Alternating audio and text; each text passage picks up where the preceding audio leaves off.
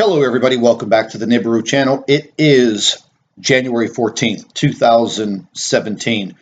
Once again, the sun disturbance continues as we're watching a very, very large coronal hole turning towards Earth in the next several days. The reason why I report on these coronal holes is because they are very suspect when it comes to increasing the earthquake activity on the Earth. Now, to me, and in my research and what I've been doing with my investigations, is there seems to be something perturbing the sun. Something is interacting with our sun, and it has been for some time now. Now, we're going to go ahead and get straight into some of this information, but before we do, I want to go ahead and announce to any of our viewers and subscribers that we are now on Facebook. We've dedicated a whole entire page to Planet X and all of the current events and things that are happening with our Earth and the Sun. I will leave a link to the new Facebook page in the description box under this video. But let's get right into taking a look at this large coronal hole. Now, if you take a look at the very top of the sun, all through this very, very dark region, and then curving downward, it almost is in the shape of a banana, this large coronal hole. Now, just the other day, the sun had a very large coronal mass ejection, and we're going to go ahead and show that to you because we have it, and it was quite amazing. Now, one space weather website said that this CME, as they call it, coronal mass ejection, was almost a kill shot for the Earth, meaning at the time of that coronal mass ejection, if that would have been aligned with the Earth, that is what they reference to when they say that would have been a kill shot. So that would have probably been pretty close to the end of humanity. And we always seem to be in the right place at the right time during these large CMEs. But there you go. You can see that this coronal hole, and this is just another image of it, it will be turning towards Earth within a matter of days. And just a few weeks ago, we were going through this over and over and over again, these large coronal holes turning towards Earth. And everyone says, well, what does that have to do with us on Earth? What is the big deal? Well, past research has shown that these coronal holes, when they align with Earth, they create all kinds of problems on Earth, and they're directly now well, basically what I'm saying is when we have these coronal holes turning towards Earth, it increases the earthquake activity, just basically in layman's terms. Not getting very scientific with you, but the solar wind and all of the particles that are just blasting out of the sun. And I'm going to show you a short video that shows this. It's amazing to see it happen. But if you live in these earthquake zones, it's not amazing when the earth is shaking under your feet. And if you're able to keep track of space weather and you happen to live in an earthquake zone, well, you can catch a pretty good idea of what might happen. So before we get into all of that, we're going to check on a few other things. Now, whenever these coronal holes are spewing this massive amount of solar wind, we are getting hit with radiation. And this diagram right here, this is showing you, and this is all up to date, pretty close up to date. Sometimes there's a little lag, a day or two behind in the data. But this is showing you the Earth, the dark side and the illuminated side, illuminated by the sun. The dotted line surrounding the Earth here is basically where our satellites orbit around the Earth, kind of like a safe zone. But as you can see, this is all radiation. And we're going to go ahead and speed that up a little bit. And you can see the radiation will come in and it is enveloping the entire Earth.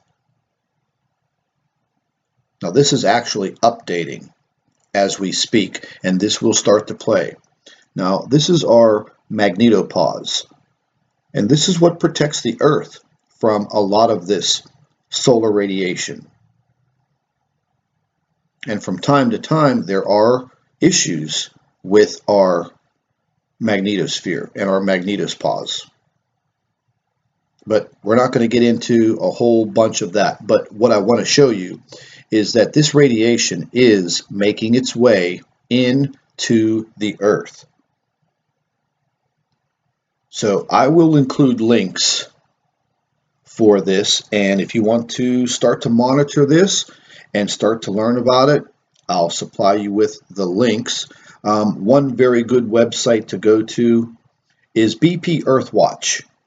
Now, I'm not talking about the YouTube channel. BP Earthwatch has a fantastic website that gives you links to all of this information, and you can click on it and you can start to learn and see for yourself what is happening to our sun and what is happening to our planet.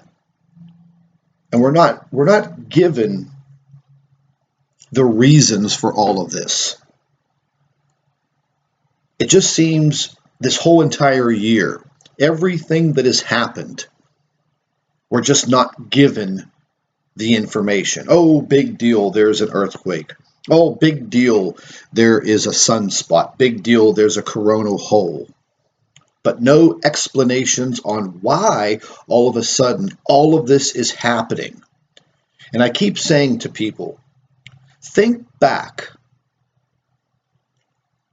In your lifetime, have you ever seen anything like this occurring?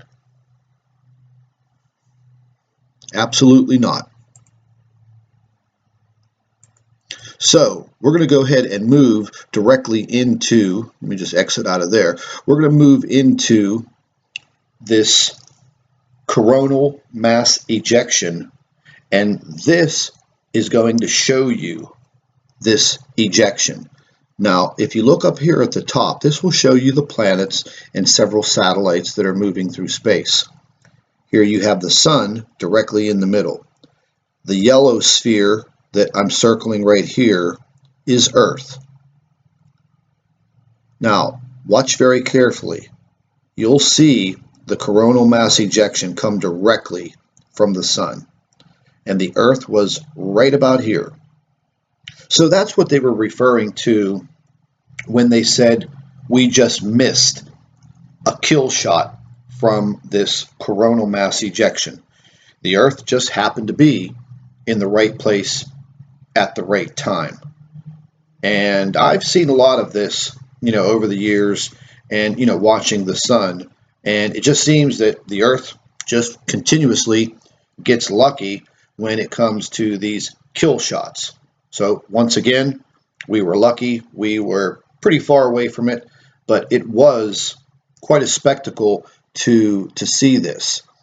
Now, I have the SOHO satellite that looks directly at the sun, and I'm going to go ahead and play this for you because we're going to see that massive CME, coronal mass ejection, coming out of the sun. So I'll just go ahead and I'll start this for you, and you could start and stop this as you want, and we're going to go ahead and speed it up a little faster. And bingo, there we go. So we're going to stop it. I'll reverse it.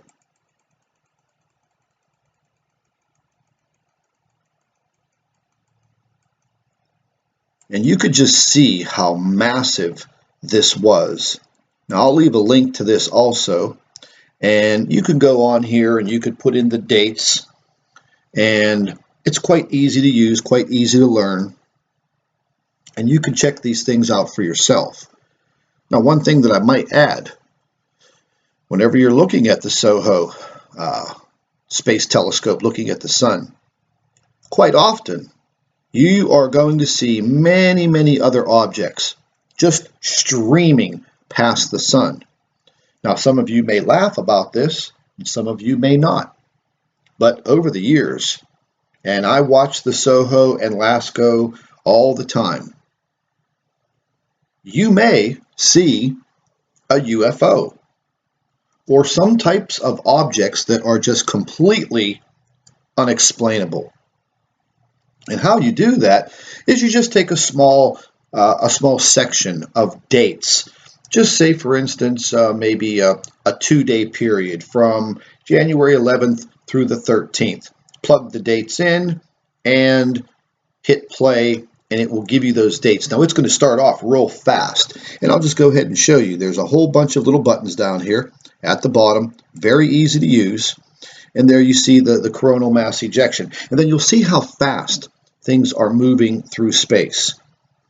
And this takes a photograph, I believe it's about every 12 minutes. Now, you can slow it down, you can make it go faster.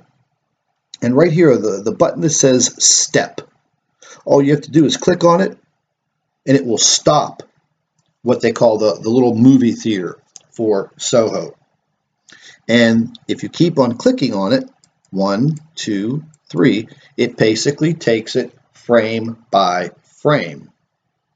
Now, something that I like to do, you could also reverse it by clicking in the little reverse box right here and hit step, and it will take you in complete reverse.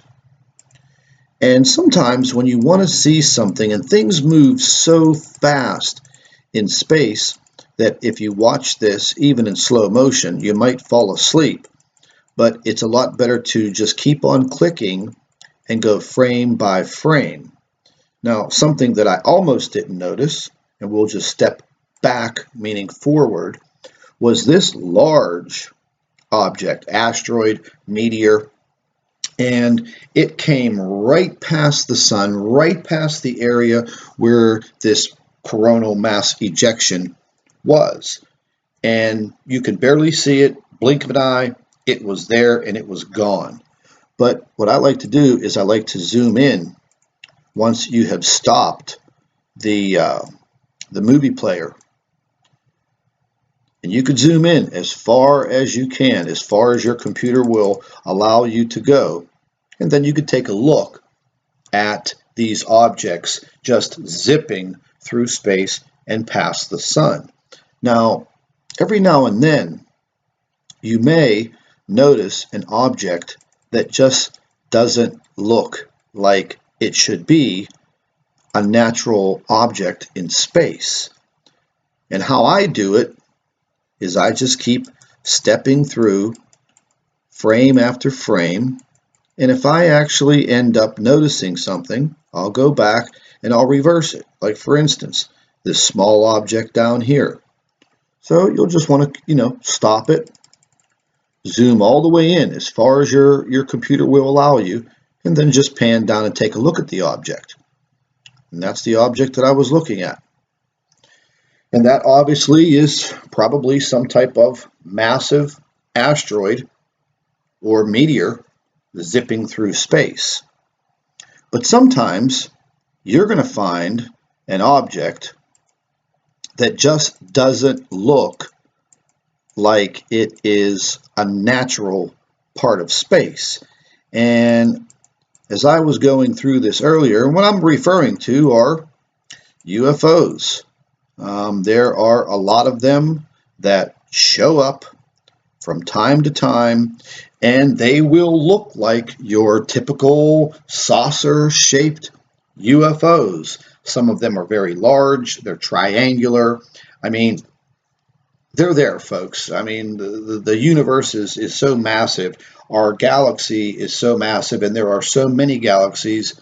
The odds of extraterrestrial life, it just has to be there. We're not the only living, breathing creatures in this galaxy or in this universe. But from time to time, you will see things flying by that you just can't explain. And if you're able to capture them and zoom in and look at them, you're going to see for yourself that these are not asteroids, they're not meteors. And I even had one guy try to debunk me and tell me they were ice crystals. Yes, that is correct. He said they were ice crystals that were in the perfect shape of a UFO. And again, ice crystals that close to the sun and twice the size of Earth. So that would make it an iceberg. And wouldn't you think that it would melt being that close to the sun? But anyways, we'll go ahead and continue, because I did think at one point as I was going through this that I did capture something that I really wasn't sure of. It had a very large triangular shape to it. And again, I'm going to put a link to this. And if any of you want to start researching more and more information about space and space weather, I'll leave the link to BP Earthwatch. He does a fantastic job. His website is absolutely awesome. It's basically everything that you need for space weather. He pretty much has all of the links. Now, what I was referring to, what I saw, was this little object right here. And I know this doesn't have anything to do with Planet X or earthquakes or anything that we're talking about. But if you're going to go ahead and you're going to use any of these sites, and again, you may find something or see something that is completely unexplainable. So here's the beginning of the CME. And here's a good close-up view and look at it. And then we have this object. There you go, right there. It's completely triangular. There's something very small here in the back. And I have seen these types of objects many times around the sun. And they're very triangular, and they're very large. Because if you look at the size of this object, and this is the sun is behind this shield. So the sun is the size of this white circle. And this big red circle just basically blocks out the rays of the sun so you can get a better view from the camera. But there you go. And if you go step by step through a period of maybe 2 days at a time, you will probably see some things that you've never seen before, things that are completely unexplainable. So the point that I'm trying to make is there are so many things out there just in our solar system that we don't know about. And just because you can't see it, and just because you can't see it with a telescope, and even the biggest telescopes in the world, just because you can't see it, doesn't mean it's not there. And just because you can't put it into a mathematical equation, doesn't mean that it's not there. There are so many things zipping through our inner solar system each and every second, and we don't know about all of them. We don't even know about a fraction of what is going on in our solar system. So many times people say, if there was something in our solar system that should not be there, all of the astronomers around the world would know about it. Well, I'm not too sure about that, because as of lately, well, basically this whole entire year, we've had so many near-Earth objects just come out of nowhere and fly by our planet. maybe giving us a few hours notice. And this near-Earth object situation has gotten completely out of hand. And if you don't believe me, you could go directly to the JPL, Jet Propulsion Laboratories website. Just go to Google and type in near-Earth objects and go do your research. The list of these near-Earth objects is growing and growing and growing every single day. There are some days that there are 2, 3, or 5 near-Earth objects. And again, just the other day, we had a very large near-Earth object, and they found it on a Saturday, and I think 2 or 3 days later, it was zipping by the Earth. I may be wrong about the actual dates, but there you go. And and NASA's excuse is, well, it came from the sun. The sun, we couldn't see it. Okay, well, you're spending the taxpayers' dollars, millions of taxpayer dollars, to see these objects. So what are we paying you for? You're obviously failing at what you're supposed to be doing. So instead of going and looking into deep space at Planet 9 that is 20,000 years away, who cares? How about let's start paying attention to what's going on right here and right now? And while I'm asking, hey, can you guys stop lying and start disclosing more of this information on what is happening with our sun, what is happening with our Earth? Because if you think people are just going to stand around and take your dumb answers to our questions, people are starting to wake up each and every day. Just take a look at your weather. Where I live, the temperatures should be in the mid-20s, 25 degrees Fahrenheit. The other day, I walked outside, it was 67 degrees Fahrenheit. 67. Folks, my grass is growing in the middle of January. Okay, I may need to go out there and cut it. So again, for people who tell you that there is nothing going on, there's nothing to worry about, okay, you know what? Just leave those people alone. Don't even waste your breath anymore. Just forget about them. You're not going to make them see anything until it is right upon them. And then they're going to start crying and begging for the information and for your help.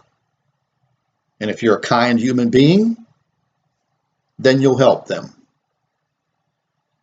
But this is just showing you that each and every day over this whole entire year of 2016 leading into 2017, we're under the gun every single day. That's what it seems like to me. Other people may have another perception. But with everything going on around us, the earthquakes, now the volcanic activity, what is happening to our sun, what is happening to our Earth. So stay tuned to all of this information. Stay tuned. Keep your eyes open. Keep your ears open. If you do a little homework and do a little research, you'll start to understand and you will start to see with your own eyes that something in our solar system, something in our skies is not right. Thank you for watching the Nibiru channel.